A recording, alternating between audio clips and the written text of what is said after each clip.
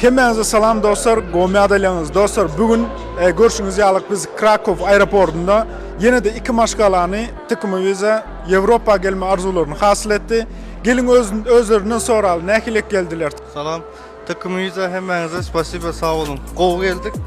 Vaxtınız görüşünüze berdeyiz. Salam mehriban iyileşler. Yine bugün biz Avrupa'nın Polşa devletine tıkımı vizanın kampanyasının işgärlerinin kömegi bilen geldik, sağaman geldik.